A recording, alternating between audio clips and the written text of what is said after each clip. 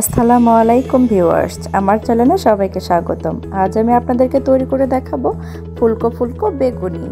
আমার এই recipe follow করলে আপনারা তৈরি করতে পারবেন খুব সহজে ফুলকো বেগুনি। চলেন তাহলে শুরু করা যাক। আমি এখানে একটা মিক্সিং বোল নিয়ে নিছি, দিয়ে দিব 1 কাপ বেসন। আমি এখানে 1 কাপ বেসন আগে থেকে চেলে নিয়ে রাখছিলাম। এখানে দিয়ে দিব 1/2 কাপ চালের গুঁড়ো। বেসনটা চেলে রাখলে খুবই ভালো হয়। এখানে দিয়ে দিব হলুদ গুঁড়ো, মরিচের গুঁড়ো আর ধনিয়ার গুঁড়ো। এখন দিয়ে দিব একটু আদা বাটা, রসুন বাটা আর জিরা বাটা।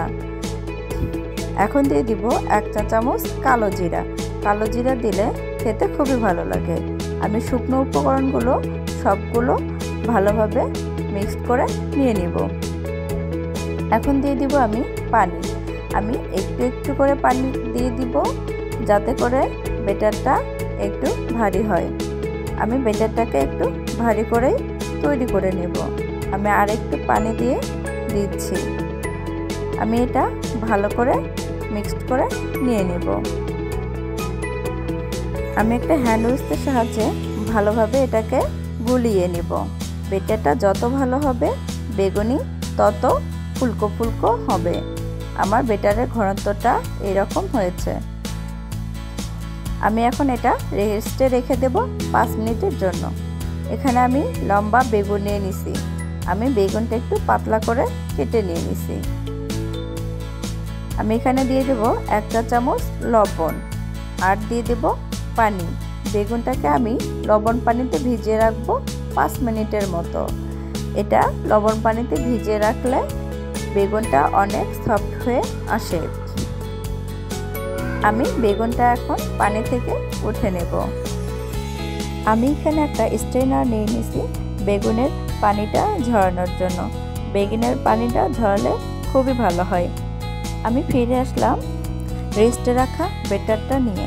আমি এখন দিয়ে দিব 1 চা চামচ গরম সয়াবিন তেল, দিয়ে দিব স্বাদ মতো লবণ আর দিয়ে দিব 1/2 চা চামচ বেকিং পাউডার। এখানে বেকিং পাউডারটা দিলে ভালো হয়। এখন সবগুলো ভালো করে মিক্সড করে নিয়ে নিব। এটাকে ভালো মতো মিক্সড করে নিয়ে নিতে হবে।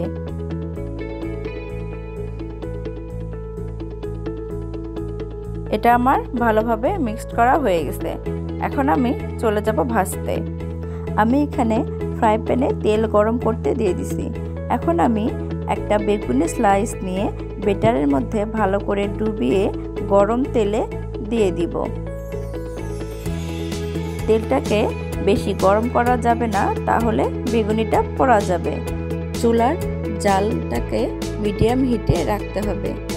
এভাবে একটা একটা করে আমি বেগুনিগুলো দিয়ে দিব। বেগুনিগুলোকে হালকা বাদামি কালার করে আমি ভেজে নেব। এটা আমার ভাজতে সময় লাগবে 2 মিনিটের মতো। আমার বেগুনিগুলো বাদামি কালার হয়ে গেছে। এখন আমি উঠে নেব। বেগুনিটা আমার অনেক ফুলকো হয়ে গেছে। আপনারা বাসায় এভাবে তৈরি করে নেবেন।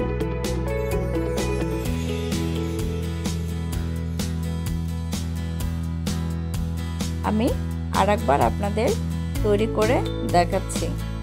বাসায় এভাবে তৈরি করে নিলে খেতে খুবই ভালো লাগে। এটা বাসায় তৈরি করা খুবই সহজ। অল্প সময়ে এই বেগুনি তৈরি করা যায়। আমি এভাবে সবগুলো বেগুনি হালকা বাদামি কালার করে ভেজে নিয়ে নিব। একটু চালের গুঁড়ো দিলে বেগুনিগুলো অনেকক্ষণ ধরে মুচমুচে থাকে। আমি এইভাবে সবগুলো বেগুনি হালকা বাদামি কালার করে ভেজে নিয়ে নিব। আমার সবগুলো বেগুনি এভাবে হালকা বাদামি কালার করে ভেজে নেওয়া হয়ে গেছে। দেখেন বেগুনিটা আমার কতটা ফুলকো আর কতটা মুচমুচে হয়ে গেছে। আমি একটা আপনাদের ভেঙে দেখাচ্ছি। বেগুনিটা আমার অনেকটা মুচমুচে হয়ে গেছে। আমার বেগুনির পুরুত্বটাও অনেক সুন্দর হয়েছে। আজ এই পর্যন্তই। সবাই ভালো থাকবেন। আল্লাহ হাফেজ।